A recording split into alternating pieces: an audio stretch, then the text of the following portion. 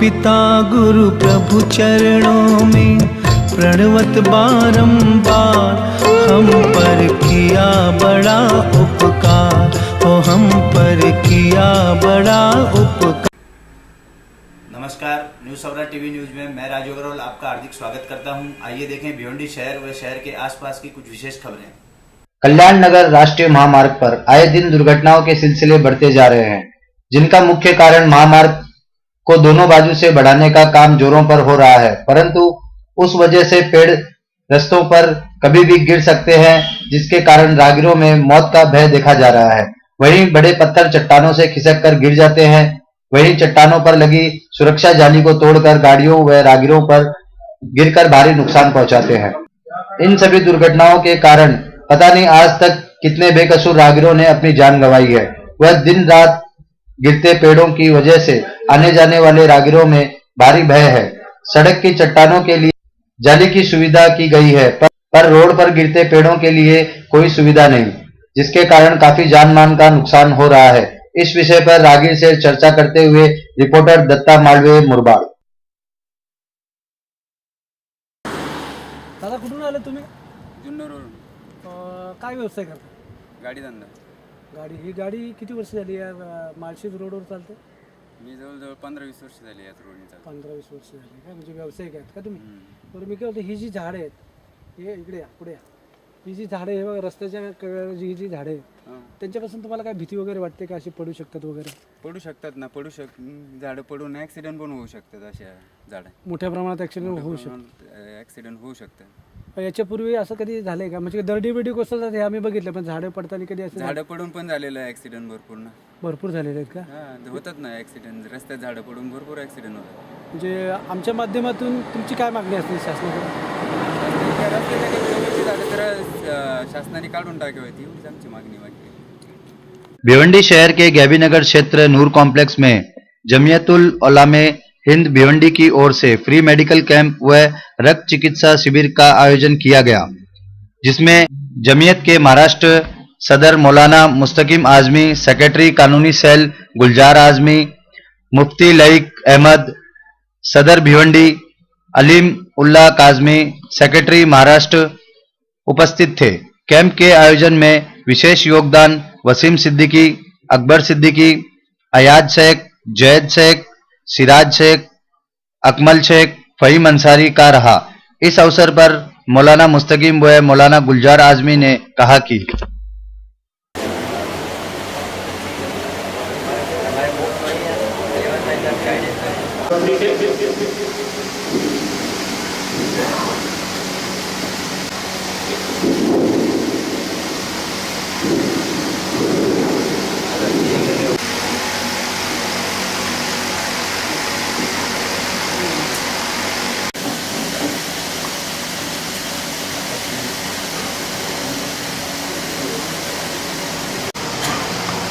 हम इंसानियत की बुनियाद पर काम करते हैं। गरीब बच्चे जो अपनी फीस न भरने की वजह से तालीम नहीं पाते, हमारी जितनी ताकत है कौम से मांग के उनकी मदद करते हैं। और इसी तरह से कोई भी बेकसूर बेगुनाह कहीं फंसाया गया है तो इस वक्त हमने हिंदुओं को भी मुकदमे लड़े हैं, मुसलमानों को भी लड़े हैं, ये बेगुनाह हिंदुओं को भी हमने निजात दिलाई। हमने इंसानियत की बुनियाद को माना है कि ये असल चीज़ है, बाकी हम मजहब की बुनियाद पर नहीं। अल्लाह ताला तो कुत्ता और बिल्ली अगर वो प्यास और भूख से तड़प रही है तो उसको खिलाने पर इतना खुश होता है कि उसको बेहिसाब किताब जन्नत देता है, तो इंसान को तो वो अपनी संतान कहता है। अल खल्क़ु अयालुल्लाह, ये किताब खुदा का पहला सबक है कि मखलूक सारी कुंबा खुदा का है। तो ये तो हम इस पर ईमान यकीन रखने वाले हैं। और हम फ़राइज़ के बाद सबसे बड़ी नेकी, सबसे बड़ी इबादत मानवता की और दूसरे जानों की, अल्लाह की मखलूक़ात की खिदमत करने को सवाब का काम समझते हैं। हमारी जमात इसी बुनियाद पर चल रही, इसी नज़रिए को नेपाल में आपने जिस तरह की मदद की गई है आपकी संस्था की तरफ से, किस तरह की मदद? क्या नेपाल में जो भी नेपाल में हमको ये बताया गया कि अभी बार बार जलजले आते हैं, जो मकानात बचे हैं वो भी डर लगता है कब गिर जाएं, अधूरे हो गए। वो हमने 6 लाख रुपए में 200 खेमे खरीद करके वहाँ भेजे हैं। वहाँ से हमें मैसेज आया है कि अब तक जितने खेमे नेपाल में हैं इससे अच्छा कोई खेमा नहीं है, सबसे अच्छा है। हमने कहा हम थोड़े देंगे लेकिन ऐसे देंगे कि उनको बरसों काम आ सके। उसके अलावा हमने राशन पर, दवा पर, सब के लिए हमने अपील भी की है और भेज भी रहे हैं। सिलसिला जारी है हमारा। हमने हारमनी फाउंडेशन जो खालिश मानवता की बुनियाद पर सब धर्म के मानने वाले लोग साथ में शामिल हैं, हमने उनके कोऑपरेशन से, उनके ताउन से ये सब चीज़ें भेजी हैं। देखिए,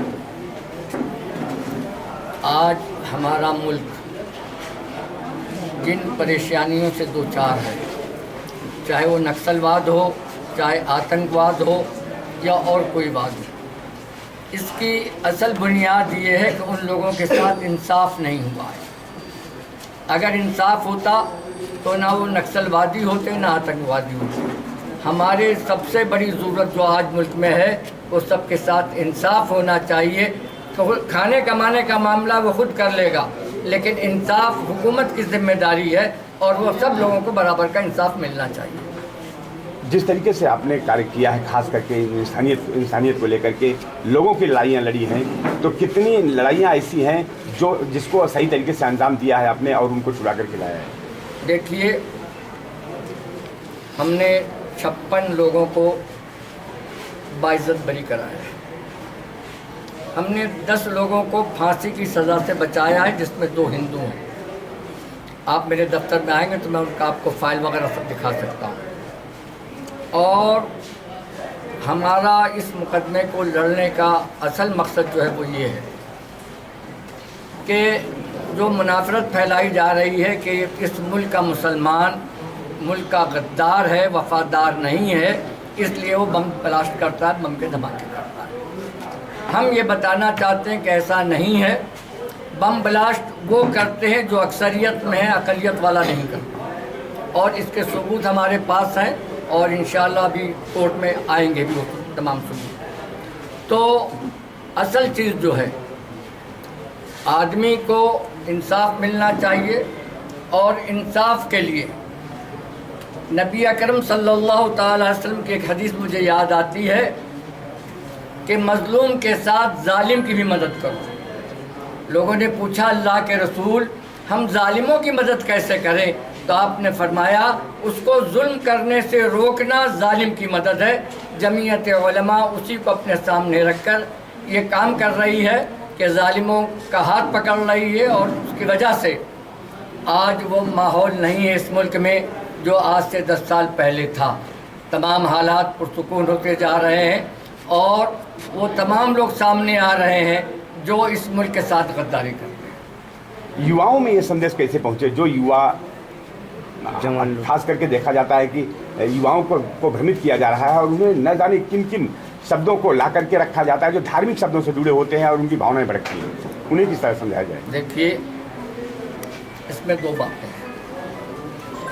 एक तरफ जहां हमारे कुछ लोग अपनी सियासी दुकान चमकाने के लिए मुसलमानों के जज्बात से खेलते हैं, और आज जो हमारा मुल्क है उसमें मुसलमान अपनी तन्हा पार्टी बनाकर कभी कामयाब नहीं हो सकता, लेकिन जो मुसलमानों के दुश्मन हैं उनको मुत्तहिद कर देता है। दूसरी चीज़, हमारा ये तजुर्बा है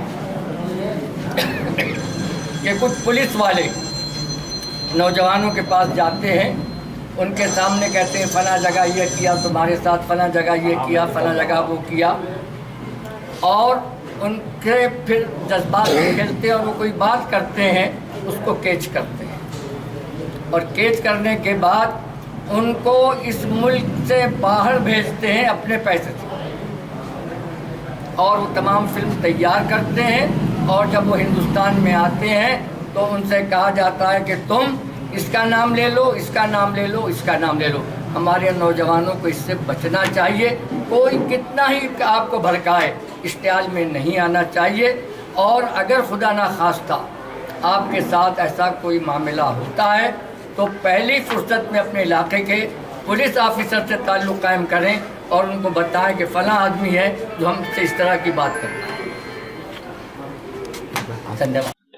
भिवंडी शहर शांतिनगर केजीएन चौक के समीप बीच रास्ते में गैरेज को लेकर स्थानिकों में काफी आक्रोश है। इस विषय पर वहां की स्थानिक महिलाओं ने अपनी तकलीफ बताते हुए कहा कि लड़कियों लोग को जाना मुश्किल है, धक्का मार रहे हैं, बोल रहे हैं तो बच्चे लोग का और ट्यूने अड़ाएंगे, कैसे बच्चे लोग स्कूल जा सकते हैं। दरवाजे पे गाड़ी मारते हैं, भों भों आवाज मारते रहते हैं। उनको मना करो तो वहाँ से बैठ के ऐसे आँख बहुत जोर जोर घूरेंगे, ऐसे लगता है कि उनकी। और हमारे बच्चे जाते आते हैं तो उनको हम अपने ताकिया से ले जाकर पहुँचाते हैं, आते हैं, लेकर जाएंगे, लेकर आएंगे। ऐसे अकेले बच्चों को नहीं छोड़ सकते हैं। और हमारे दरवाजे इतना ज़्यादा परेशानी करते हैं, हमारी दीवार में मार के ठक्कर पूरा आधी दीवार तोड़कर गिरा दिए हैं। और हमें इतना ज़्यादा तकलीफ है कि पूछने वाली कोई बात है। हमारे बहन बेटी उधर से आते हैं, कोई बीमार आराम आया तो रिक्शा को बोलो जरा हटा लो, गाड़ी हटा लो, वो हटाते ही नहीं है। मैयत भी होती है ना, बोलो कि दुकान बंद कर तो दुकान बंद करता नहीं है, उसी में भों भों भों तुम्हारे घर पे मैयत है। और ज्यादा कुछ बोलो तो अपनी गर्मी दिखाता, पैसे की गर्मी दिखाता, मारने के लिए धमकी दिखाता। इसी बच्चे को छेड़ किया, उल्टे से इसके बाप को मारने का सब हमला कर दिए। कितने गुंडे बुला के लाया और हम बुला गए तो हमको भी नोच के मारे, इसका भी चैन पकड़ के खींच लिए, चैन दिए नहीं लोग। और वो जो पोस्टर टांगा अपने से तोड़कर और उसके पर चप्पल रखकर और हमारे जाकर सब केस किया। पोस्टर से कोई भी हाथ नहीं लगा, मुसलमान सब मिल के इधर रहते, सब तोड़ा गया। केवल हमें रास्ता हमारे यहाँ गैरेज करना नहीं चाहिए, हमको हमारा सब देख रहे हो। स्कूल की लड़कियाँ आते जाते हैं ना, उन लोग को बहुत ज्यादा तकलीफ है। 3 बजे रात तक गैरेज खोलते हैं, पिछवाड़े पे मारेंगे, ऐसे छेड़ते हैं। और नहीं तो बोलेंगे कितना अच्छा माल जा रहा है, उसके पास 10-12 कारीगर रखी है, फोटो निकाल के हम लोग को परेशान करें। हम लोग को नहीं मोहब्बत है वो फोटो से, बाबा से। कितने बोलो हटो, बाहर निकलने तो रास्ते में जाने तो मैं भी आती जाती हूँ काम पे, मेरा हटते ही नहीं है। कितने बोलो हटो, जाने तो रास्ते साइड तो साइड हटते ही नहीं है, बोलो झगड़ा पता हो जाते हैं। फिर आने जाने वाले गलत बनाने वाले, उसमें जगह थोड़ी सी है, आने जाने वाले को तकलीफ कैसे आएंगे। भिवंडी शहर के समीप अंबाड़ी के झिड़के ग्राम पंचायत के चुनाव संपन्न हुए, जिसमें सरपंच दत्तात्रेय रामा भोईर व उप सरपंच कैलाश दत्तात्रेय जाधव को बिन विरोध चुना गया। इस अवसर पर उनके समर्थकों ने पुष्पहार पहनाकर स्वागत सम्मान किया। उप सरपंच कैलाश जाधव ने बताया कि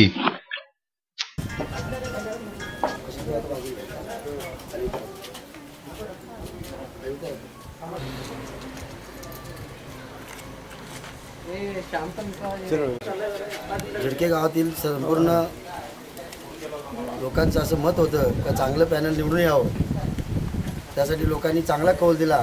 चांगली लोक 9च्या 9 या ठिकाणी निवडून दिलेली आहेत आणि ती एकत्र राहून पूर्ण गावाचा विकास कसा करता येईल यासाठी आम्ही प्रयत्न करणार आहोत। सर्वप्रथम आम्ही संपूर्ण गावामध्ये प्रत्येक घरात पाणी कसं दिलं जाईल या वर्षात याच्यासाठी प्रयत्न करणार आहोत। आणि आम्ही सर्व जे सदस्य आहेत ते खेळीमेळीच्या वातावरणात एकत्र राहून एकत्र काही असतील गोष्टी ज्या ठरल्याप्रमाणे असतील त्यासुद्धा एकत्र करू असं मी आज जाहीर करतो।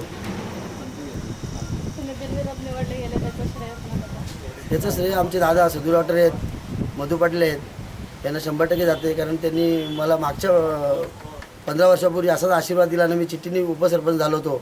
तर तीच परिस्थिती आज आली की दादांनी आम्हाला इथे 9च्या 9 सीट 8 सीट तर आमच्या पॅनलने आल्यात, 1 सीट आमची अपोजिट साईडला आली, ती पण एकत्र आमच्याबरोबर काम करते आता असं वाटतंय। दादांचा आशीर्वाद आम्हाला मोलाचा वाटतो। मी महिला आहे, मी महिलांचा पहिला म्हणजे गरम पाणी, प्रत्येकाला पाणी आहे। आमच्या गावात प्रचंड पाण्याची टंचाई आहे, महिलांना पाणी आणि कचऱ्याची विल्हेवाट कशी लावायची याकडे आम्ही जास्तीत जास्त लक्ष देतो। कचरा कुठे टाकायचा तर अजूनपर्यंत आमचं लक्ष दिलं नाही।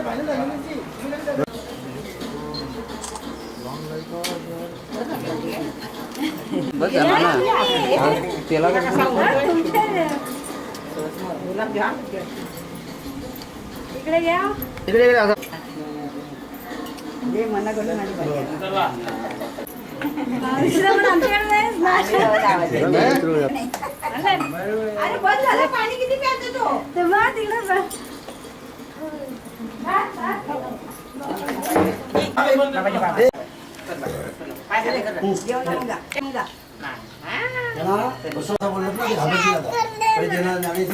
आज के लिए बस इतना ही। कल फिर मिलेंगे कुछ नई खबरों के साथ। तब तक के लिए हमें अनुमति दीजिए। धन्यवाद।